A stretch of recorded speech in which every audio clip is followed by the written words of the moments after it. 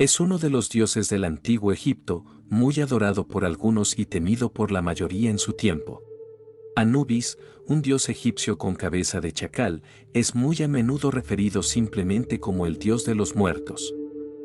Aunque realmente estaba asociado con la muerte y el inframundo, su papel era mucho más complejo de lo que este sobrenombre podría sugerir. El papel específico de Anubis estaba en constante evolución en la religión egipcia. Su primer deber era el de gobernar y proteger a los muertos, y el cambio de prioridades en la cultura pronto le dio un papel mucho más especializado. Anubis es más conocido hoy en día no como un dios de la muerte, sino como el dios de la momificación. Al hacer la primera momia real, se convirtió en el experto en preservar a los muertos para que pudieran llegar a la otra vida en condiciones casi prístinas. Sin los servicios y la protección de Anubis, las almas quedarían atrapadas para siempre en el espacio entre la vida y la muerte, en el limbo. Cómo consiguió este papel y cómo encajó en las creencias más amplias del antiguo Egipto es una historia que abarca más de 3000 años de historia. Orígenes de Anubis. La evidencia arqueológica muestra que Anubis fue probablemente uno de los primeros dioses reconocidos que surgieron en el Egipto de las dinastías tempranas. En este periodo, que abarca desde aproximadamente el 3100 al 2686 a.C., marcó el comienzo de una cultura que prosperaría durante más de 3000 años. La primera dinastía muestran a un dios con cabeza de chacal que es casi definitivamente el precursor de Anubis. En Egipto, se puede decir con casi certeza que estas primeras imágenes de chacales estaban relacionadas con la muerte. La evidencia ha demostrado que incluso antes de la primera dinastía, los chacales estaban asociados con los muertos. Los egipcios predinásticos enterraban a sus muertos en tumbas relativamente poco profundas en el borde del desierto. Allí, eran blancos fáciles para los carroñeros, incluyendo los caninos salvajes. La cultura egipcia, sin embargo, creía que el problema se combatía mejor con la misma fuerza que lo causaba. Por lo tanto, el mejor protector de los muertos era uno a imagen y semejanza de los animales que hurgan en sus restos. Las imágenes del dios chacal como protector de los muertos, por lo tanto, pueden encontrarse en los primeros tiempos de la cultura egipcia. En la época de los griegos, este dios era conocido en el idioma local como Anpu. Estaba escrito en el alfabeto fonético griego como Anubis. El dios con cabeza de chacal existió a lo largo de los 3 milenios de cultura egipcia, lo que significa que asumió diferentes roles y significados a lo largo del tiempo. En la primera dinastía se le consideraba el dios principal de la muerte y de los muertos. La evidencia de las imágenes de la época muestra que se le consideraba como el gobernante del inframundo y el principal guardián de los muertos. El episodio no solo incorporó a Anubis en el nuevo culto de la muerte de Osiris, sino que también le dio un nuevo papel en la cultura egipcia. Anubis se convirtió en el dios de los embalsamadores y, a medida que la práctica crecía, la momificación.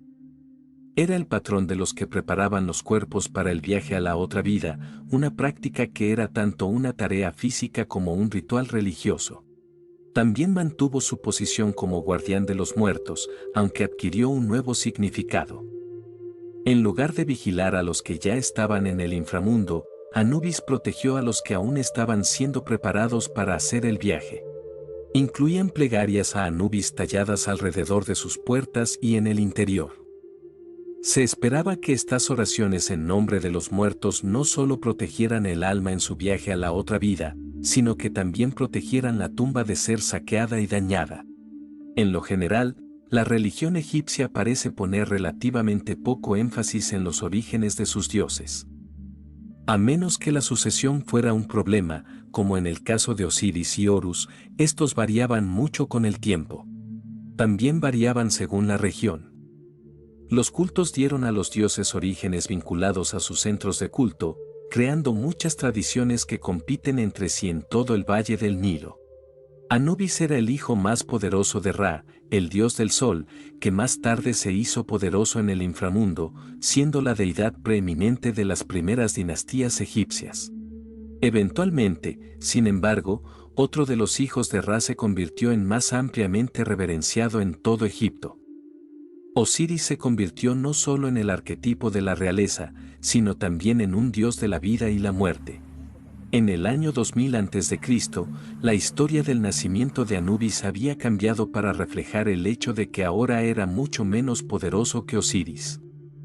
La historia que surgió en esta época es la más conocida y detallada de su nacimiento y continuó siendo contada hasta el siglo I después de Cristo, cuando Plutarco registró sus pensamientos sobre la mitología egipcia.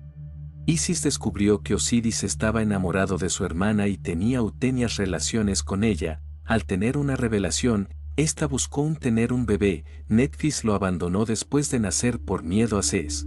Cuando Isis encontró al bebé, lo crió y se convirtió en su guardián y aliado con el nombre de Anubis.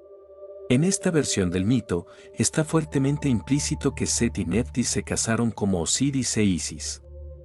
Aunque esto se sugiere a menudo, una relación entre ellos nunca se aclara. Este mito convirtió a Anubis en el medio hermano mayor de Horus. Sin embargo, como Osiris e Isis no estaban casados, Anubis no amenazó la posición de Horus como heredero. En otra versión de esta historia, Anubis era en realidad el hijo de Set en lugar de Osiris. Cuando Horus, el hijo de Osiris con Isis, recuperó el trono de su tío, Anubis aceptó su autoridad y vivió pacíficamente bajo su gobierno. A medida que pasaba el tiempo, las historias de origen de Anubis y los otros dioses se volvieron más variadas en lugar de menos.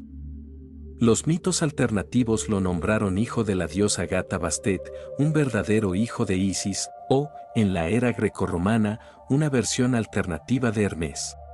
Con los muchos papeles que desempeñó a lo largo de la larga historia de la mitología egipcia, Anubis también llegó a ser conocido por muchos títulos y epítetos.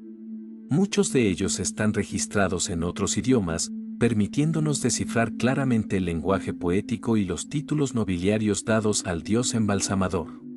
Otros, escritos solo con los jeroglíficos, pueden ser discernidos a través de nuestro conocimiento de ese sistema.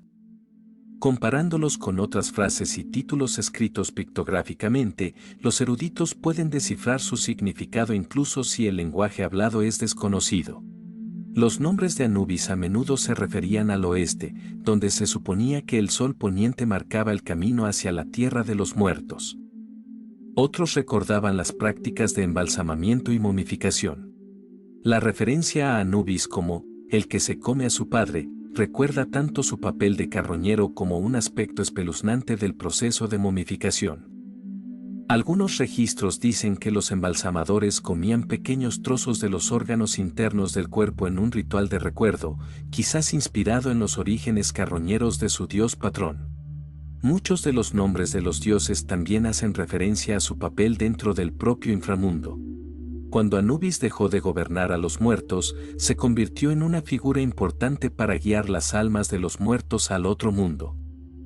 Asumió el papel de un guía que viajaba con los muertos y los protegía en su viaje.